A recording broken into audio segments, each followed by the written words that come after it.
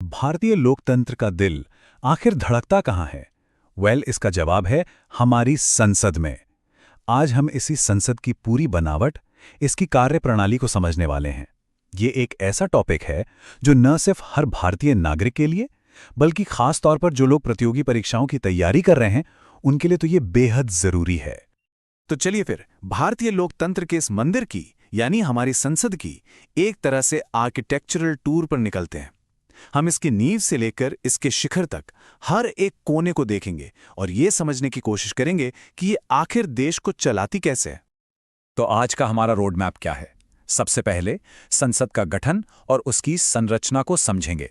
फिर बात करेंगे सांसदों की, उनकी योग्यता क्या है और उन्हें डिस्क्वालीफाई कैसे किया जा सकता है।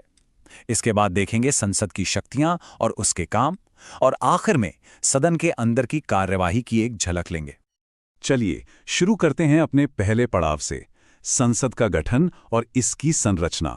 देखते हैं कि इसकी नींव रखी कैसे जाती है। अक्सर लोगों को एक गलतफहमी होती है कि संसद मतलब सिर्फ लोकसभा और राज्यसभा, लेकिन नहीं, इस तस्वीर का एक तीसरा और बहुत ही महत्वपूर्ण हिस्सा भी है, और वो है हमारे राष्ट्रपति। सोचिए, उनके दस्तखत के बिना कोई भी बिल कानून बन ही नहीं सकता। यही बात उन्हें संसद का एक अभिन्न, एक इंटीग्रल पार्ट बनाती है। अब यहां देखिए, संसद के दोनों सदनों के बीच का एक बहुत ही दिलचस्प अंतर। एक तरफ है लोकसभा, जिसे हाउस ऑफ द पीपल कहते हैं। ये सीधे सीधे जनता की आवाज है, हर 5 साल में इसका चेहरा बदल सकता है। और दूसरी तरफ है राज्यसभा, काउंसिल ऑफ स्टेट्स, जो राज्यों का प्रतिनिधित्व करती है। ये एक परमानेंट बॉडी है, जहां अनुभव और निरंतरता को ज्यादा महत्व दिया जाता है। तो ठीक है, हमने संसद की इमारत को तो समझ लिया। अब बात करते हैं उन लोगों की जो इस इमारत को चलाते हैं, यानी हमारे सांसद या एमपीज। चलिए देखते हैं कि इस पद तक पहुंचने के लिए चाहिए क्या और कौन सी बातें हैं जिनकी वजह से ये पद छिन भी सकता है।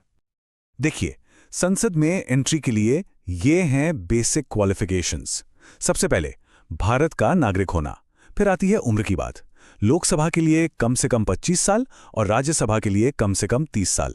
ये बिल्कुल सीधे साधे फैक्ट्स हैं, लेकिन अक्सर परीक्षाओं में यही सीधे सवाल पूछ लिए जाते हैं, तो इन्हें याद रखना बहुत जरूरी है।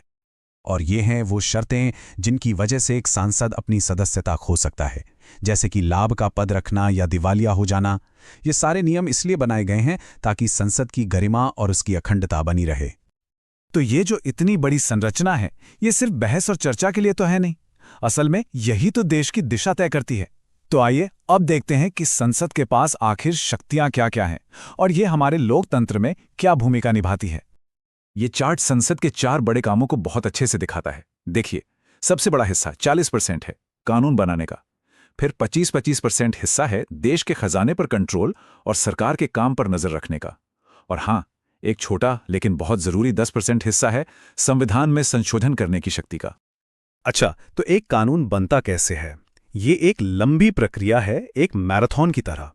सबसे पहले बिल को पेश किया जाता है, जिसे कहते हैं फर्स्ट रीडिंग। फिर होती है सेकंड रीडिंग, जिसमें इस पर विस्तार से चर्चा होती है। इसे कमेटी के पास भेजा जाता है। तीसरी रीडिंग में इसे पास या रिजेक्ट किया जाता है। फिर यह बिल दूसरे सदन में जाता है, जहां यही सारी प्रक्रिया दोहराई जाती है। और सबसे आखिर में जब राष्ट्रपति इस पर अपनी मोहर लगा देते हैं, तब जाकर ये एक एक्ट यानी कानून बनता है। और एक बहुत ही दिलचस्प बात, संसद का जो असली और डिटेल काम है ना, वो अक्सर सदन के शोर शराबे से दूर इन कमेटियों में होता है। इन्हें मिनी पार्लियामेंट भी कहते हैं। और क्यों कहते हैं? क्योंकि यहीं पर हर कानून और हर सरकारी नीति की एकदम बारीकी से जांच पड़ताल की जाती है। चलिए अब सदन के अंदर का माहौल देखते हैं। ये जानने की कोशिश करते हैं कि वो कौन से टूल्स या औजार हैं जिनका इस्तेमाल हमारे सांसद सरकार को जवाबदेह बनाने और देश के मुद्दे उठाने के लिए करते हैं। संसद के हर दिन की बैठक का जो पहला घंटा होता है, उसे कहते हैं प्रश्नकाल। और यकीन मानिए, ये लोकतंत्र का सबसे ताकतवर घंटा हो सकता है। इसी घंटे में कोई भी सांसद किसी भी मंत्री से सीधे सवाल पूछकर सरकार को जवाब देने पर मजबूर कर सकता है। अब आते हैं धन विधेयक या मनी बिल पर। देखिए, ये कोई आम बिल नहीं है। जब भी सरकार को टैक्स लगाने या खर्च करने के लिए पैसे की जरूरत होती है, तो वो मनी बिल लेकर आती है। और क्योंकि ये पैसा सीधे सीधे जनता से जुड़ा होता है, इसीलिए इस पर जनता के सदन यानी लोकसभा को राज्यसभा से ज्यादा शक्तियां दी गई हैं। और फिर आता है बजट। बजट सिर्फ आंकड़ों का खेल नहीं है, बल्कि ये सरकार का एक तरह से सालाना रिपोर्ट कार्ड है और आने वाले साल का एक्शन प्लान भी। ये बताता है कि पैसा कहां से आएगा और कहां कहां खर्च किया जाएगा। और इस पर जो बहस होती है वो देश की आर्थिक दिशा को तय करती है। और हाँ, हमारी संसद भारत की भाषाई विविधता का भी पूरा सम्मान करती है। सदन की कार्यवाही हिंदी और अंग्रेजी दोनों भाषाओं में होती है। ऐसा इसलिए ताकि भाषा किसी भी प्रतिनिधि के रास्ते में रुकावट न बने और देश के हर कोने की आवाज संसद में बिना किसी दिक्कत के सुनी जा सके। तो हमने संसद की पूरी बनावट और इसकी प्रक्रियाओं को तो देख लिया, लेकिन एक बड़ा सवाल अब भी बना हुआ है कि क्या ये पूरी व्यवस्था हमारे इतने बड़े और विविध देश के हर एक नागरिक की उम्मीदों और आकांक्षाओं का सही मायने में प्रतिनिधित्व कर पाती है? ये एक ऐसा सवाल है जिस पर हम सभी को सोचना चाहिए।